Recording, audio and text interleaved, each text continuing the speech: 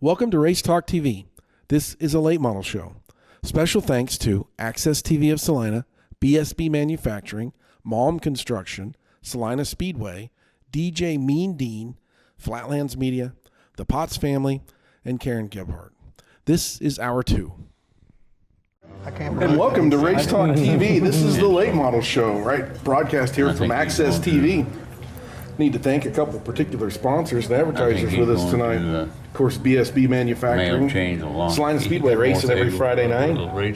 Late models aren't on the ticket every Friday night. It's like every other night or something like that. You gotta check the schedule. Malm Construction, DJ Mean Dean, Flatlands Media. Dave Chevria produces the show for us. Of course, the Potts family, and brought some refreshments tonight, some chips and some snacks. And Karen Gebhardt brought some sandwiches, and need to thank Dusty Wiggert, Gary Corneliuson from Good Old Racing, and Tim Passmore provide us with some awesome pictures that our guests can see tonight. And I don't know if our guests watching at home can see those or not. They can. Okay, fantastic. And our guest and I, Bobby, did a fantastic job putting this thing together. Really did. It's Thanks. A lot of great guys. I mean, I'm talking to guys I used to watch race years ago.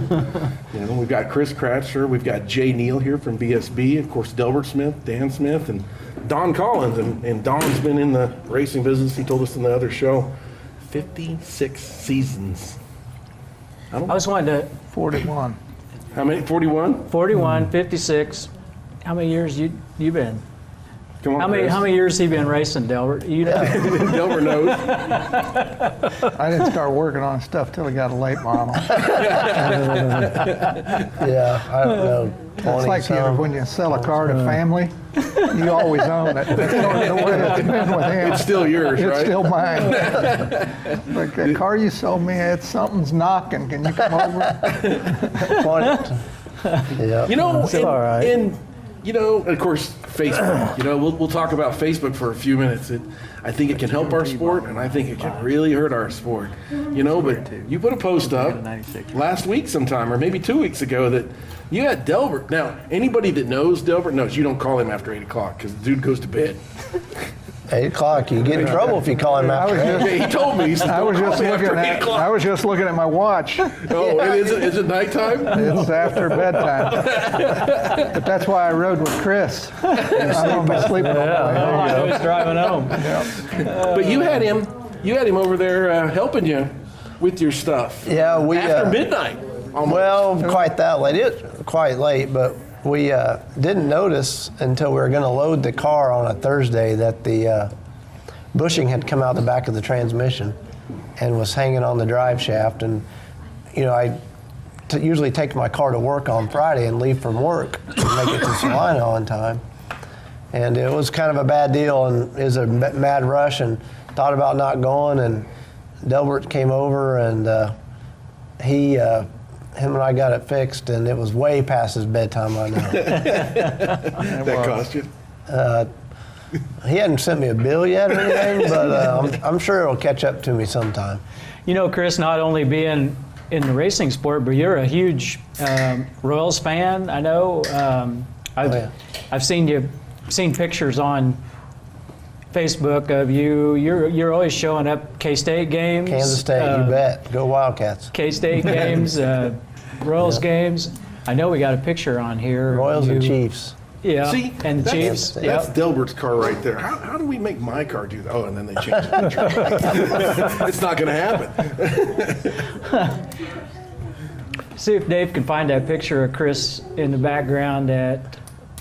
That was when Kansas State beat KU, and I photobombed Brent Musburger. And there you go. Yeah, how'd you do that? Yeah. How do you show up at these places like that? Is it just because you're I Kratzer? have a good friend that gets me he's my K-State connection, Greg Hartgrader. He's a captain with the Highway Patrol, and he's Coach Schneider's right-hand man. So Really? yeah.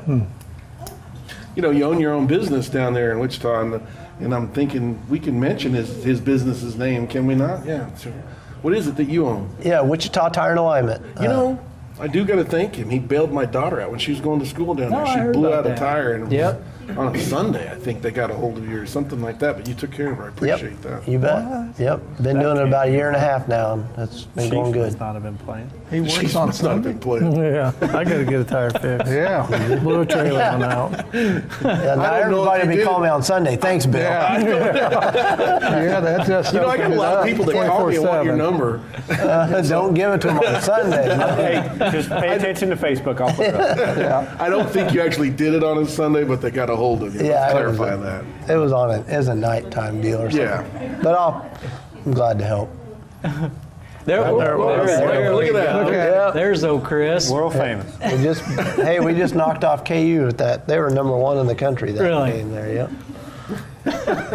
I love them Wildcats. I get a little carried away. They tell me at the games. I get a little crazy when I'm cheering, but Football and basketball, or Yep. just basketball, or both? Both. Doesn't matter. doesn't matter. Just to you keep go- state support. Did you go to school there? Yep. Did you? Went to school there for too long. But, Too long? Too long. Yep. You're a professional student. Yeah, I was for 6 or 7 years there. It was a good time. Got a double degree. Yeah. It was a good time. I gotta ask Jay something here. Say I raced my car all weekend and kind of struggling a little bit, and I'm gonna give BSB a call and see if they can help me out.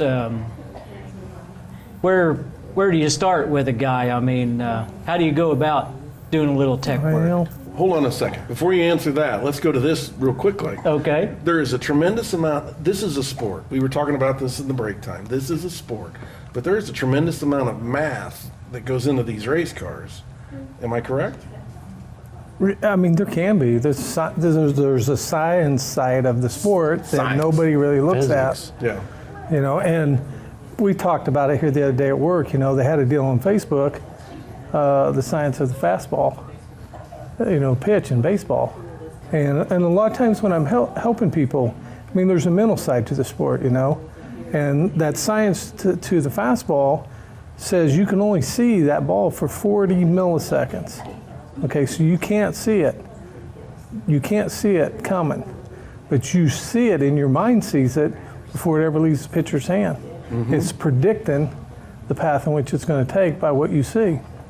And racing's that way. So I mean, we're working with wheel loads and, percentages and center to center. And I mean, so it's getting complicated, and some of it at the same time is just we miss a lot of common sense stuff. We just don't think about it. We just don't think about it. So what do you tell that? So to answer Bobby's question, that's why I went there, Bob. You Okay. you understand Well, a that? lot of Yeah, times, that's fine, yeah. a guy calls, he's struggling, and I catch some slack sometimes about talking too much, and but I mean, you got to Are you giving away the secrets? You Is that got to what they're start. saying? Well, you got to start with the basic. I mean, you got to figure out what their car's doing.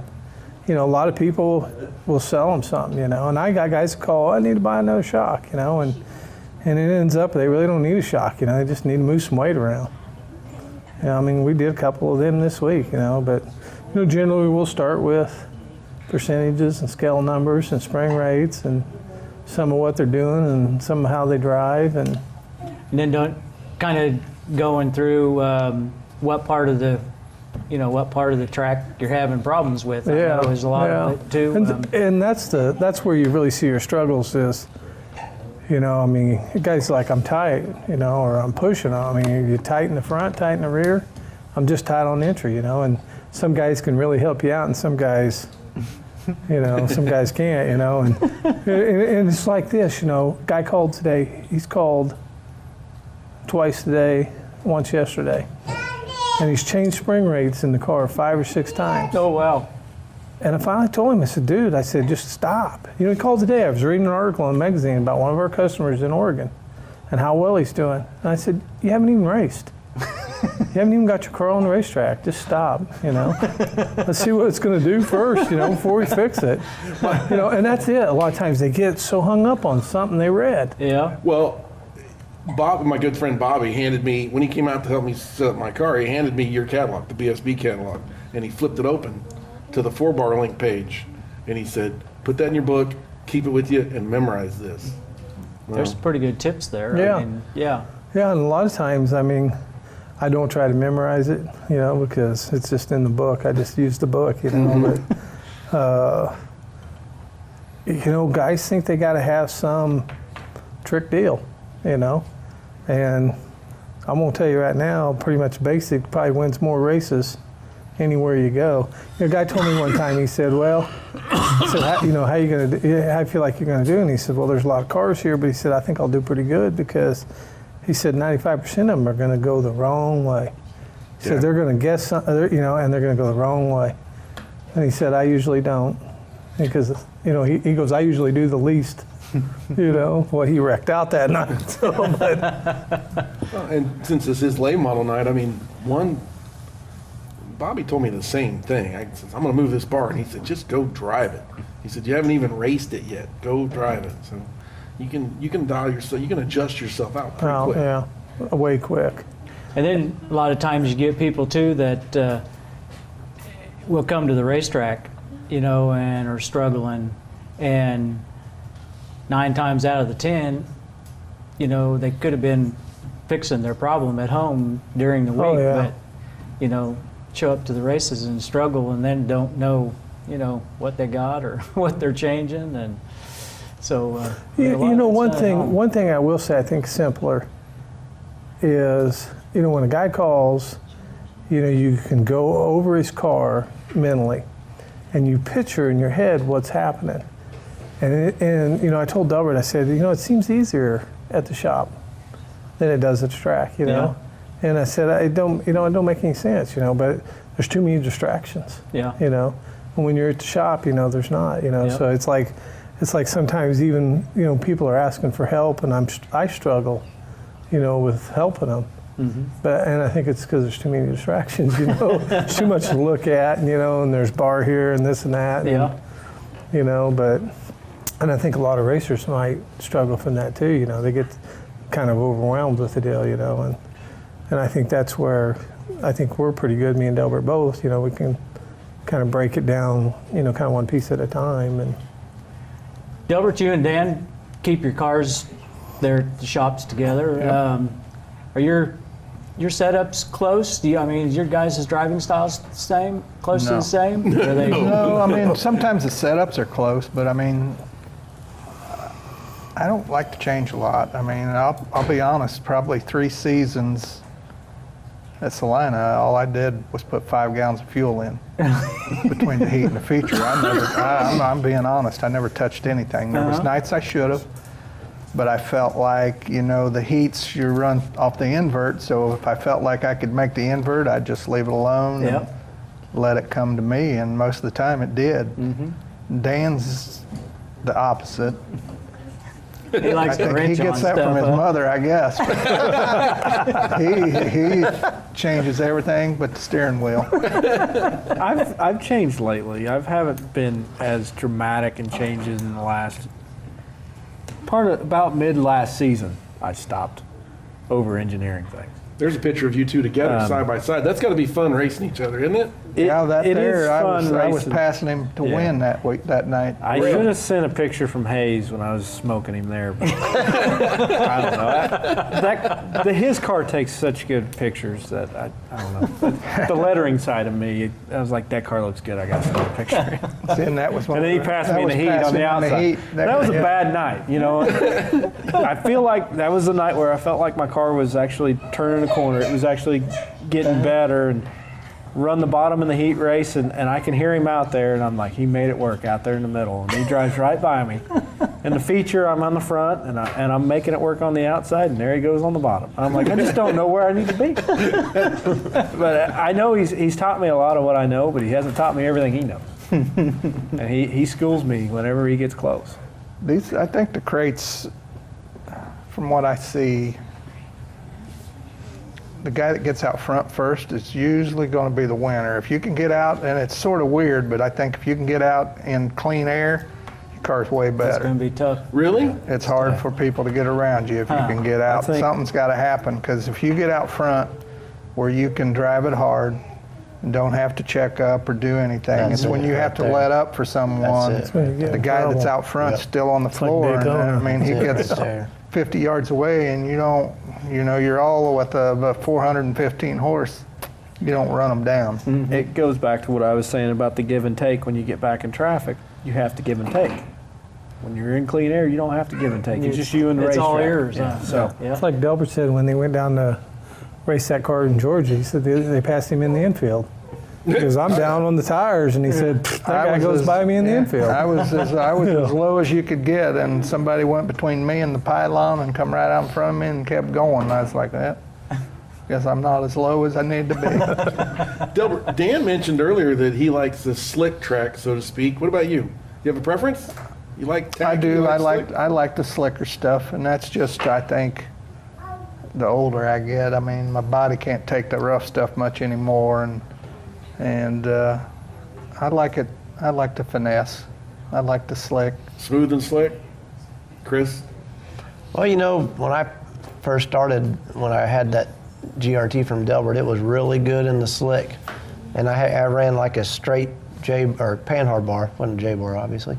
And I really like the slick. But this car I have now seems to go better when there's a little bit of moisture. So I kind of like a little bit of moisture with this car I have. So I think it just kind of depends on how your car is, and you know, but that's what I prefer right now. Don, you know, as a car owner, setting it up for different drivers, what's your thoughts? What do you think? You like a slick track, or you want a tacky track? And does the crate engine play a different role in this? It comes back to different drivers again. You know, you got drivers that's going to be fast on a wet track. You got drivers that's going to be faster on a dry, slick track. So as a car owner, you want a driver that's fast on both. Have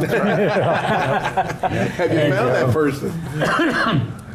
And you know, that's what you try to do, to try to get a driver so if he really is fast on a slick track, you try to get a setup that he's comfortable with on a wet track. And you know, that's kind of hard to do. We had, I can't really pick out who for sure, but we've had drivers that was extremely fast. Howard Spittler was really fast on a wet track, and he kind of struggled on a slick track. And Shelby was probably as close as being equal, because Shelby drove by the seat of his pants. I mean, he adjusted to whatever the track was in himself and did a pretty good job of it.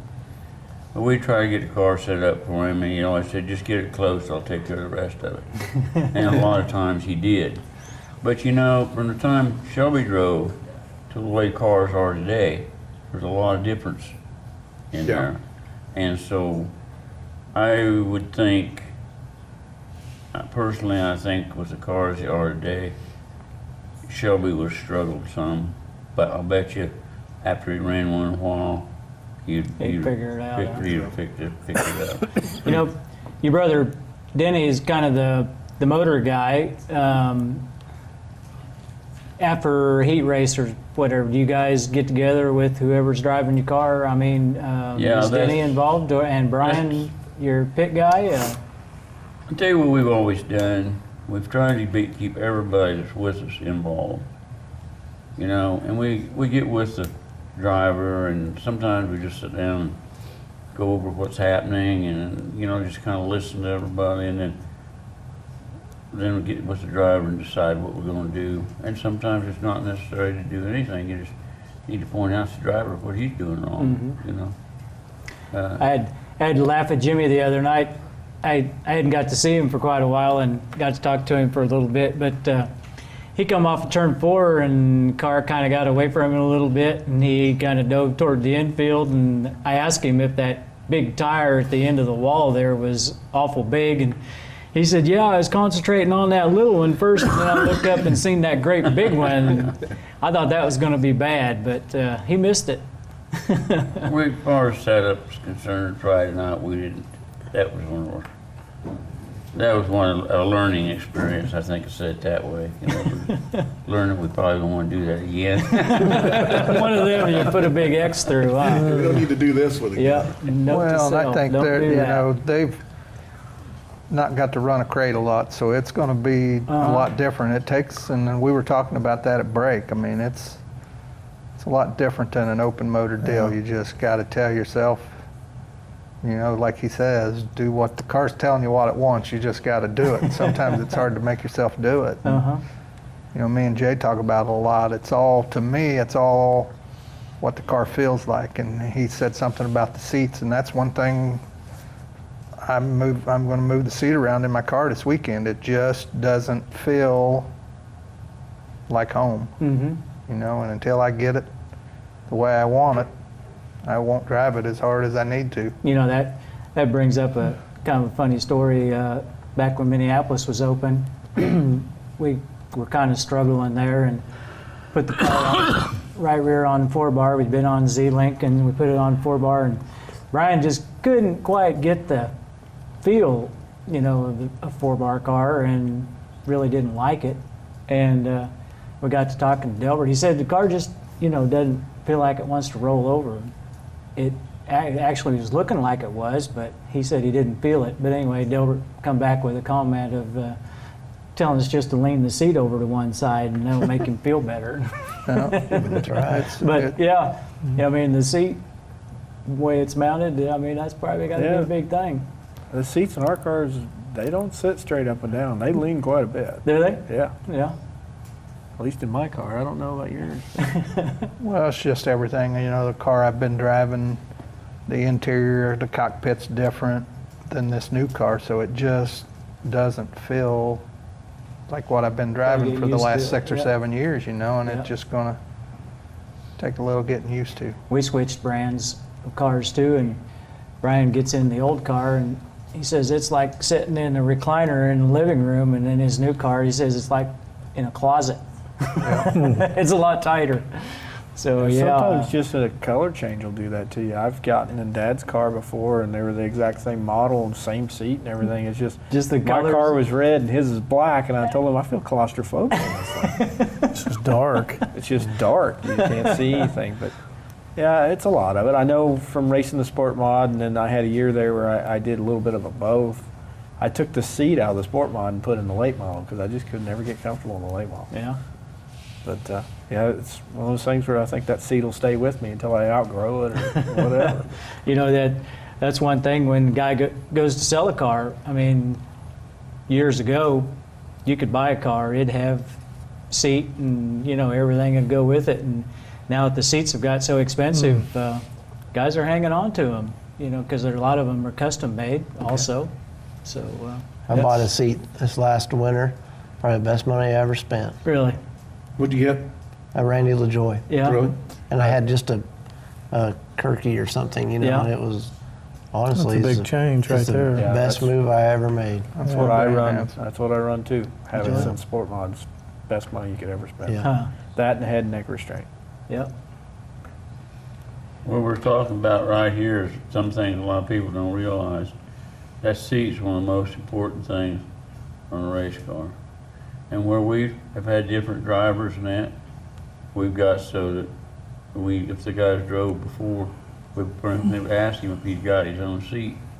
And if he don't, it takes quite a while to get a seat that fits him, or, you know, you try out quite a few of them before you find one that'll work. Huh.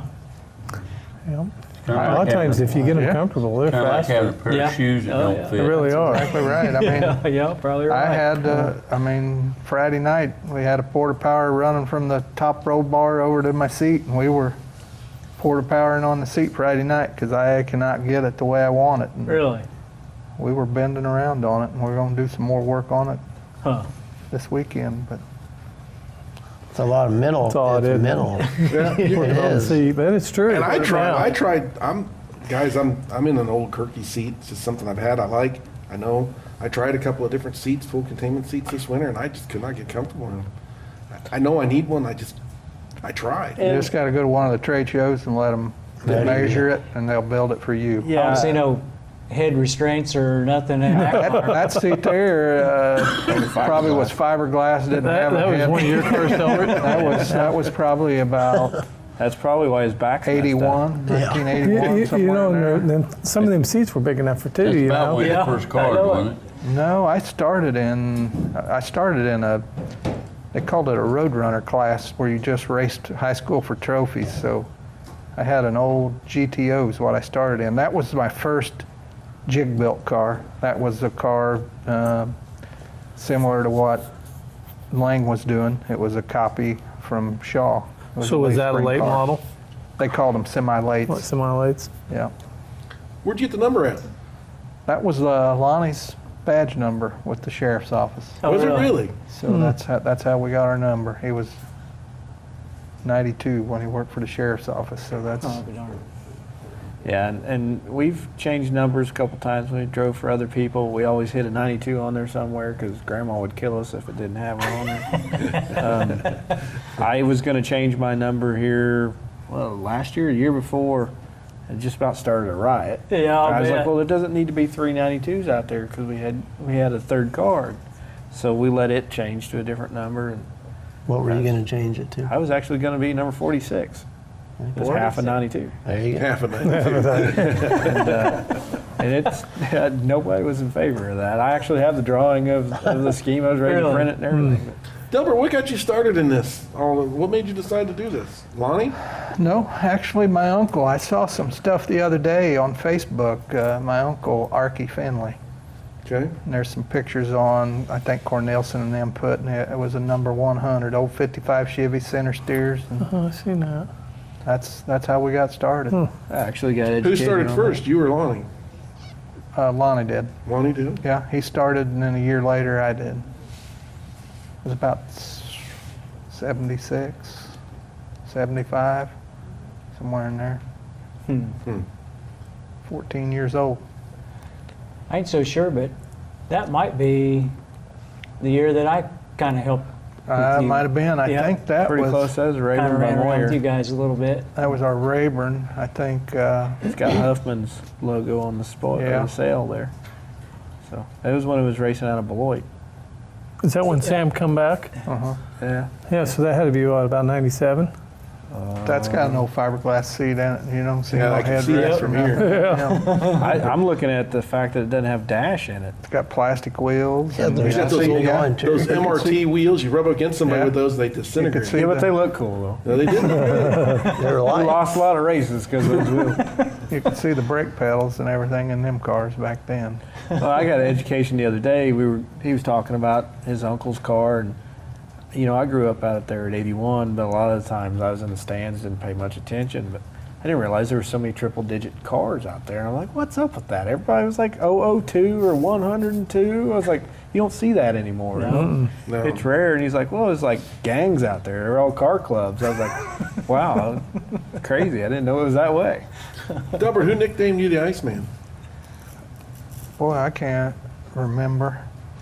Is that I 81? drove a car for some guys out of Augusta, Kansas, and the car was white and had blue numbers and silver, and everybody said it looked like a refrigerator. So that's how it got started. That was how it actually got started. But Terry Labonte was really one of my favorites back when I was little. So that's what they called him. Probably don't want to talk about this subject, but you had a little spill here. Was that last summer or 2 summers ago? Last When summer. you had your Yeah, last summer. big Should've sent wreck. those pictures in. At 81, right? Yep. Yep. Hadn't. I've been doing it a long time. That's the second time I've turned one over. Really, the first one I didn't consider a turnover. It just Slow was roll. real Kind slow. of fell over. Yeah. Yeah. But that one hurt a little bit. I'll bet it did. I Yep. mean, I seen a lot of pictures, and the parts were just flying off of the. Yeah, the rear Off of the end and car. everything was out of it. It was. Yep. I got a good look at the bottom of his car that night. Yeah. Did you? Were you right there with him? I went And we were all right underneath there. it. When that stuff happens right there in front of you and you're coming full bore at it, there's not a lot you can do. And what'd you think, Dan? I just pulled the wheel left and just tried to clear it. I mean, I knew it was him, but there's nothing you could do about it. Yeah. And I was thankful Kratzer missed him too. And then I'm sitting down there in the corner and I'm just getting madder and madder because I know why it happened.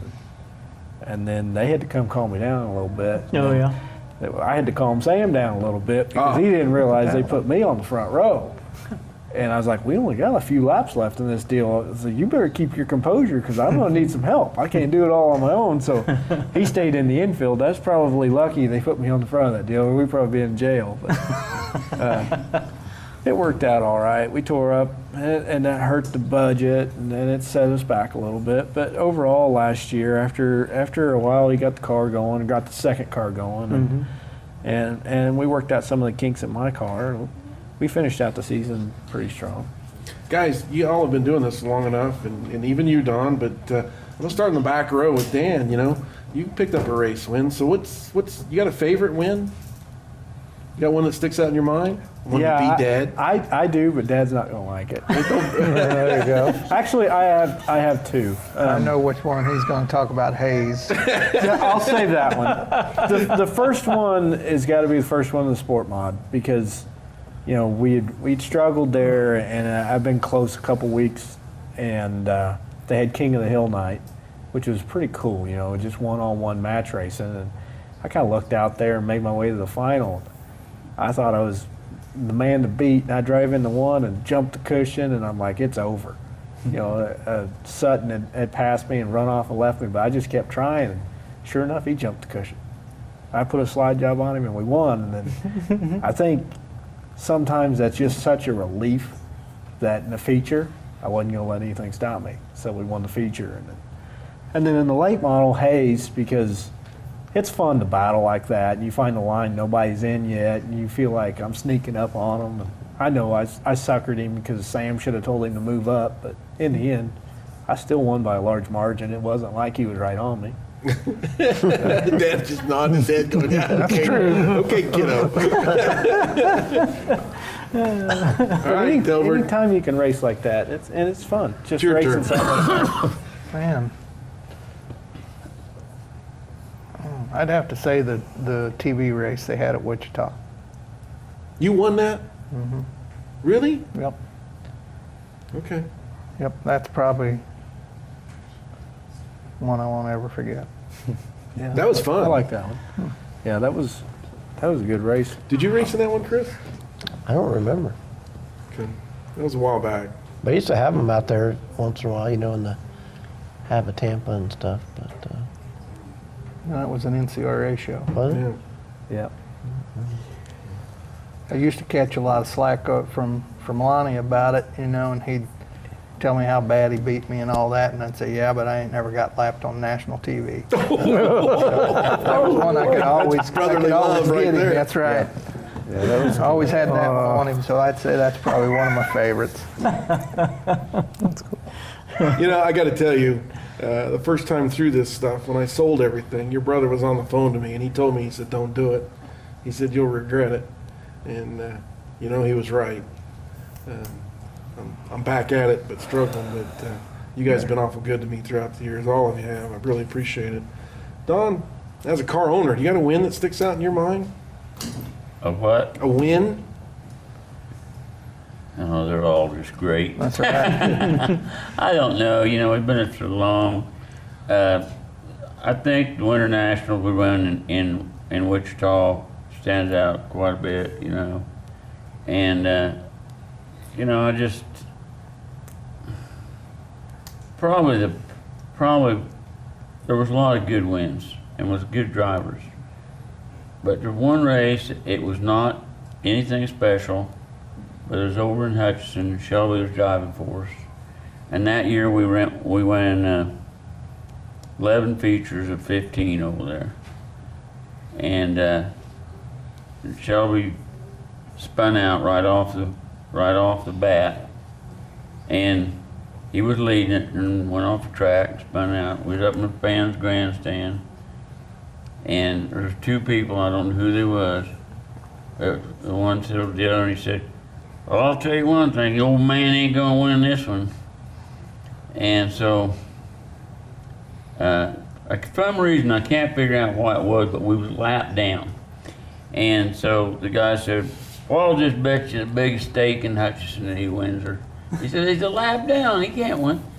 Well, anyway, everything just happened right. Shelby got out in lead, and he spun it out. Well, once he got out in lead, that gave him his lap back, but he would have had to go clear back around. So when they spun it out, well, that started him on the back again, and he won it. And that old man said, I'm going to buy you that steak, but he said, I'm not going to enjoy it a minute. You know, and there's just things like that. And we won, to pick out anyone. Probably, probably the one in the Devil's Bowl, that was a fantastic win. And I think Delbert, you guys won the second night, didn't you? Mm-hmm. And we won the first night. And then the one in Lubbock, Texas, we won the first night and ran second the second night. And those probably stand out amongst because those ran NCRA shows. And one in Devil's Bowl was a super NCRA super show. Mm-hmm. And when we went down there, we was all fast, wasn't we, Delbert? Yep. We was all fast. And we'd have been running second the second night. Oh, we might have given Delbert a pretty good run, but we got tangled up with another car about 4 or 5 laps from the end. And when the car sat down there, they brought it in on a piston on Scott. I thought they was going to take every piece off from it. The fans, when they come down, they took pieces off of the body and, sort of band up stuff.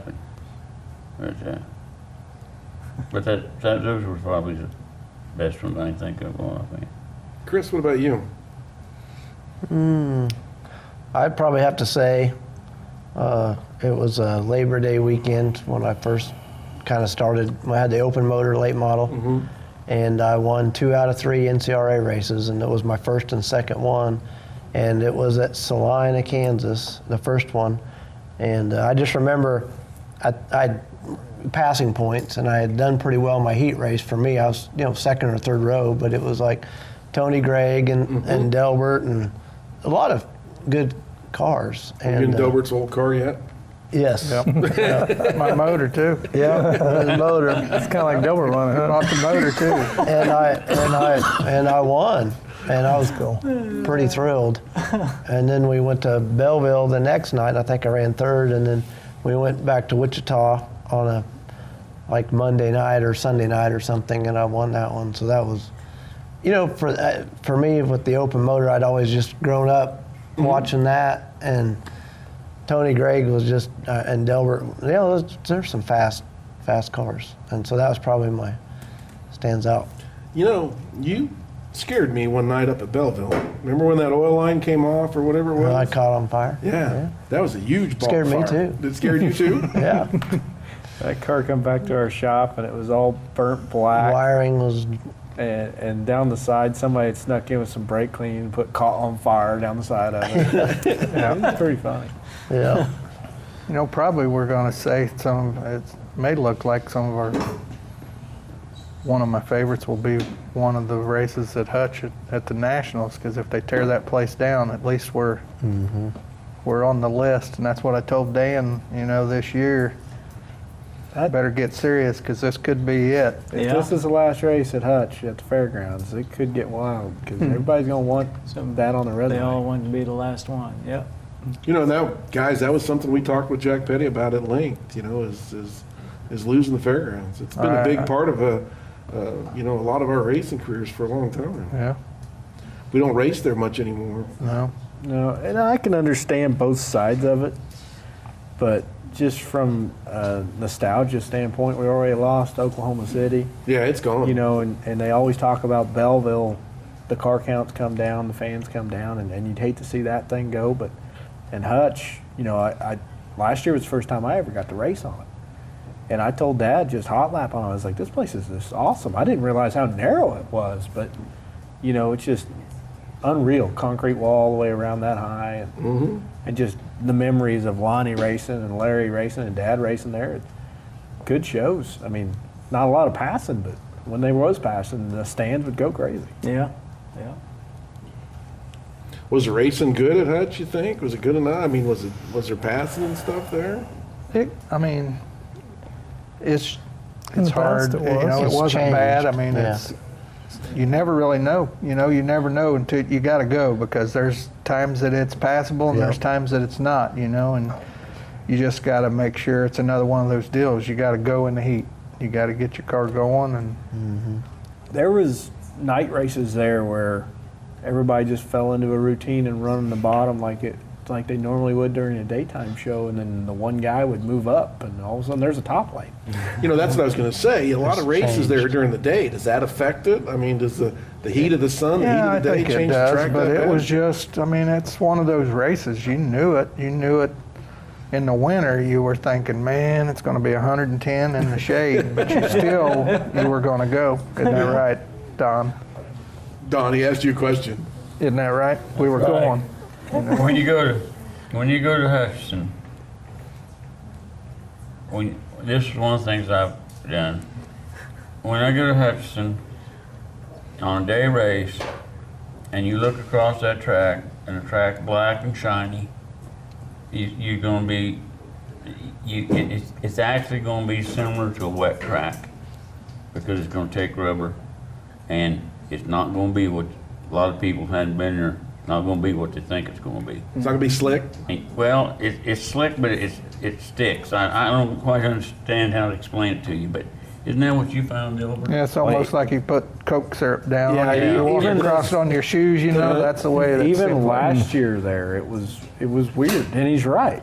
You're thinking, I'm gonna have to pedal this race car because it's gonna not stick when we get to the corner, and all of a sudden you're out there and you're pulling the left front off the ground, you're just swearing, the right rear smoking off. And we pulled in after the feature, it was for the Nationals. I told Dad, I don't have a right rear tire left. There's no way possible. We both look under there and we got beautiful tires on it. The guy that won, no tire. It's like, I could have went harder. Yeah. But you just have it in your head, man, this thing is stuck so good. It's gotta be pulling the rubber off that tire. One year, Kelly Bone was running there, and we were running second, and Moore was running first. And he came over there, we had a caution, and he was way back. I don't remember what happened. I think he lost a tire and had to go back in, but he came up there and he told both of us, he said, dump all the water you can on them tires, because he said, this track, your cars are way, way too tight. And he said, you need to get them tires down because you're going to burn them up. And that's what we did, and we ran second, and he ran, and Moore won it. Now, I don't know, I say we ran second, I don't remember, we may have ended up losing a tire, I don't remember for sure. But there's a lot of races to remember each one of them. But, Been doing it a long time. yeah, and just like Delbert said, you watch your cars, and there's a lot of them by feature time, they end up real tight, and you'd always wishing maybe should have made it a little looser. It's and I think in a way, Kansas racing will lose a lot if they lose the track completely.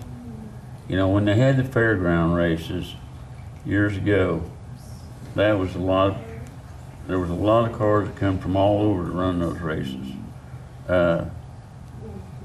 Oklahoma, over in Missouri, cars came, and there were just a lot of races, and it was always pretty neat because you go down there and run 3 or 4 days, and by the end of the time, end of the period, you get so you actually knew the track, and there was people that wasn't fast the first day, they would be winning the second day, and all it is, they just figured out what it.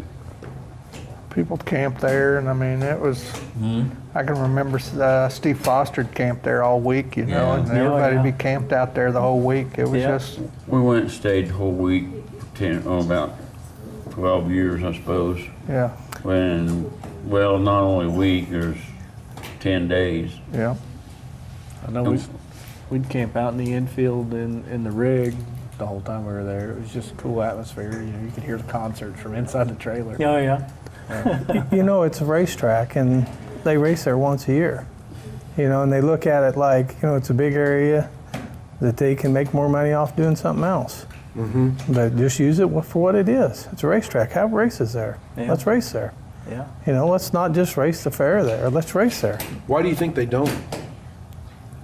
I don't know. I mean, I know that. you know, I mean, I I'd think do like a sometimes bi-weekly people program. think it's too hot and too this and too that, but you know, and they get that nationals or fair thing, you know, in their head. Maybe I don't know.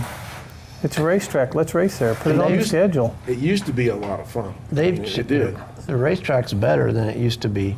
It used to be, it was one lane on the bottom. If you stuck to the tires, that's where you were gonna, you know, you start on the pole and you didn't get off the bottom, you're gonna win. But now you can, like Dan said, you can move up on the cushion and, you know, it's too wide there at least, so. You know, I remember C-Ray saying one time, you know, that on Monday it was sunflowers 6 foot tall, and you know, look what they did in a week, you know, and Yeah.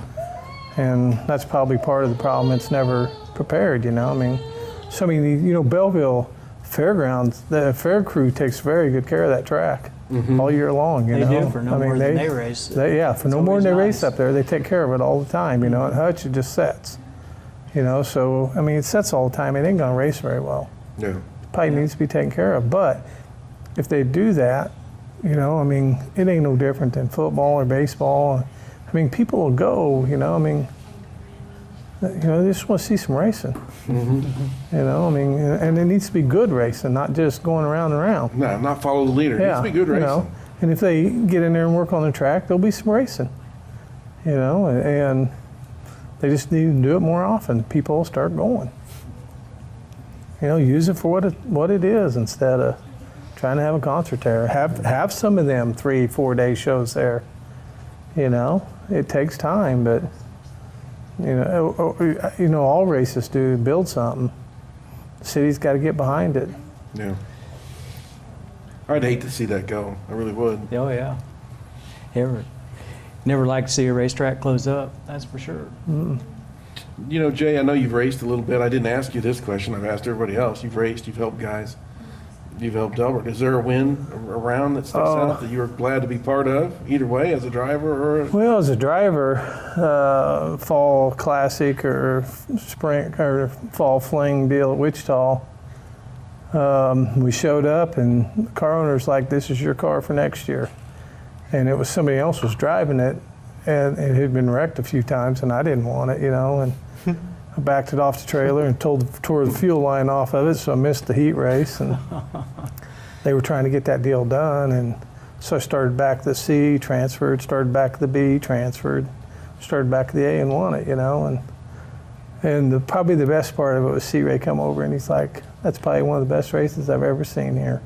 Really? You know, and I mean, I was young and that meant a lot to me, you know, and I mean, I remembered it, but, you know, as helping people and stuff, probably back-to-back Super Nationals or back-to-back Harris Clash wins. Sure. I mean, them, you know, that's a pretty good deal. So, You know, guys, we're kind of winding stuff down. Don, I know you and I talked a little bit when we were looking through all your pictures and stuff. Your sponsorship deal with Clevite Bearing that you've gone through for a long time. You got a little deal back there. Got your picture on a little flyer along with Bill Elliott and some top fuel dragsters, and that was kind of a cool deal. You want to go through some sponsorship stuff that you had? Well, like I told you when we talked, I figured we're the leastest with the mostest. I mean, all the rest of them was far more noted than we was, but they came to Wichita. They brought a camera crew out of Kansas City, 6 people, and they spent a whole day there. And that's one of the problems. I missed that deal because my wife thought I needed to buy a camper in Kansas City. It was coming up for sale. Oh boy. So I kind of missed that, Uh-oh. but in the long run, it was pretty beneficial, and it's pretty neat. like I said, it was 10 years we had with them. It was real good, you know, and we still have the fruit of that arrangement, and it's something to have on my wall. There's not very many people that's got a car with that caliber. No. And like I said, we were the leastest to the mostest. So, and it was and I can't really tell you how that came about. We sent a lot of letters at that time, and I don't know. Denny did a lot of work on that and made some contacts and got lined out on a computer order, and he sent the order in every year. And we had filing cabinets full of bearings, like, and gaskets and just all kinds of stuff. Denny said something to him, I can't think of the guy's name, but he said something to him about it. He said, I got so much of this stuff. He said, don't, the guy told him, he said, don't not send the order. He said, someday it'll dry up. And he said, you'll have it. And so it was quite a deal. And it's just like any sponsors any of us have. When it dries up or you lose them, you've got quite a loss. But that one there, still today, we don't buy any bearings.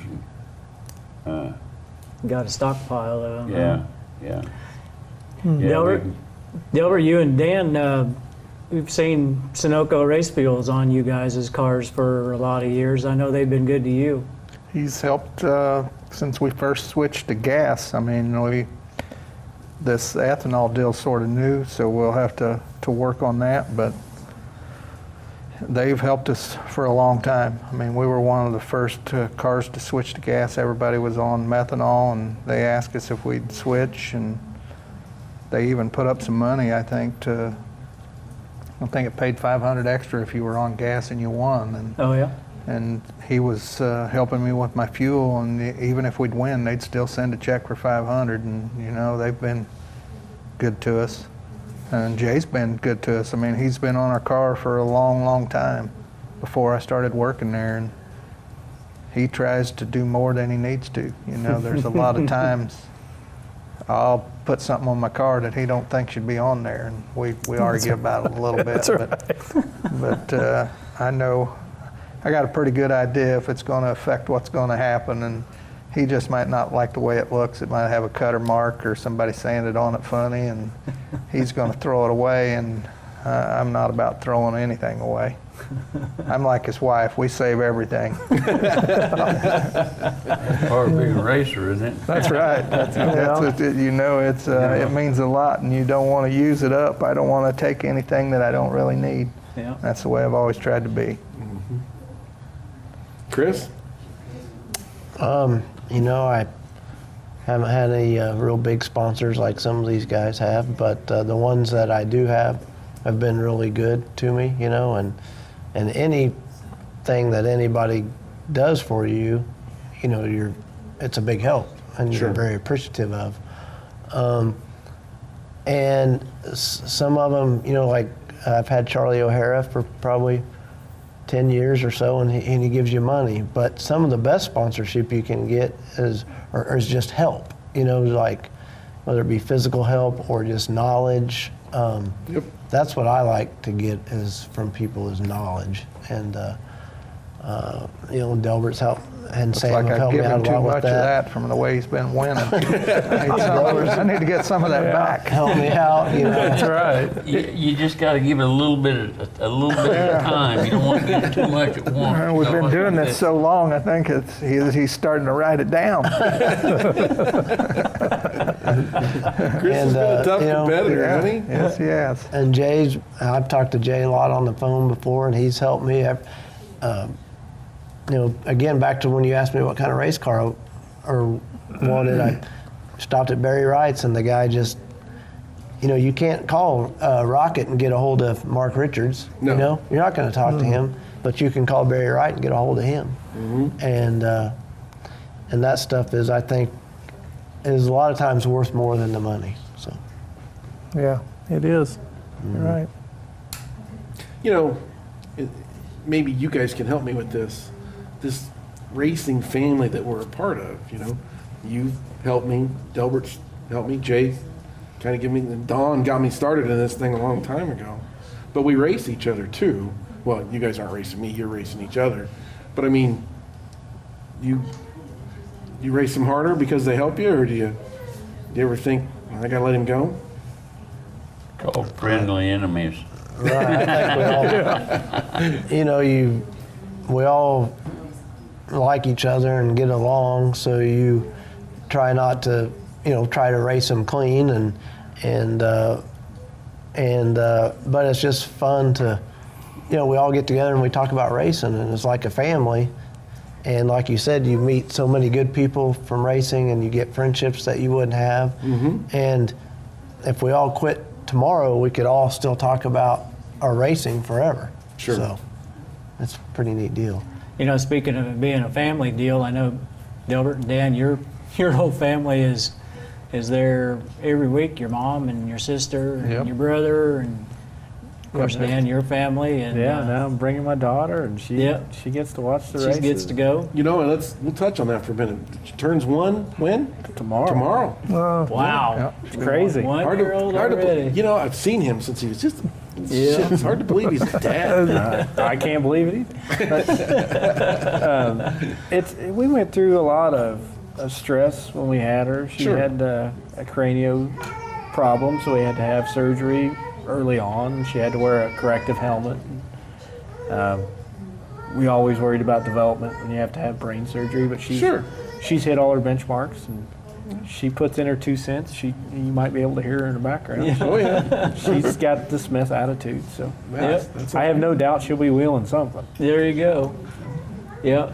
We heard you talking on the break about Power Wheels already. Oh yeah, that Power Wheels race at Salina the other night. Got our Bring her wheels over. turning a little bit. I like that deal. That was pretty cool. Dad said we Grandpa. need to get a Power Wheel so we can get her practiced up, but we got enough room somewhere we can cut out a little racetrack. Look at the smile on Grandpa's face. Yeah. It won't take long. She's already got a flat cart with a Briggs & Stratton on it that Dad had purchased. Yep. So she'll have. She's going to get everything that Dan never got. That's true. That's true.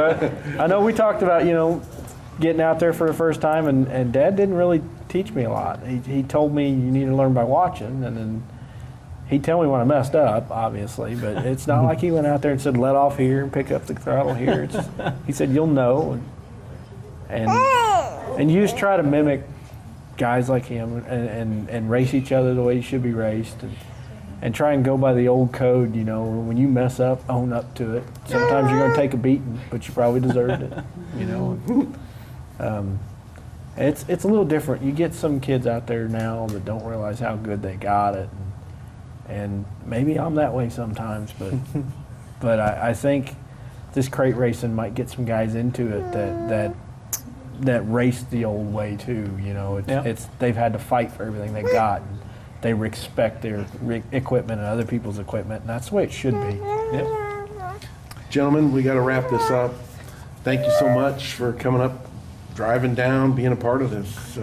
Really appreciate it. Appreciate the effort you guys made into getting here. Taking time out of Delbert's bedtime. Yeah, I know. That's all right. I got to see her. As long as he gets to see her, he's good. Right. Well, it's pit stop time. Thank you so Thanks much, for having gentlemen. us. Greatly appreciate it. Thanks for tuning in. Bobby, another great show. Thank you so Thanks. much. Yep. I knew it'd be a good one. Thanks for having us. Thank you for putting it on and being invited. We enjoyed it. You bet. Glad you got to be here. Greatly appreciate it. That's it for this segment of Racetalk TV on Access Television. Thank you so much for tuning in.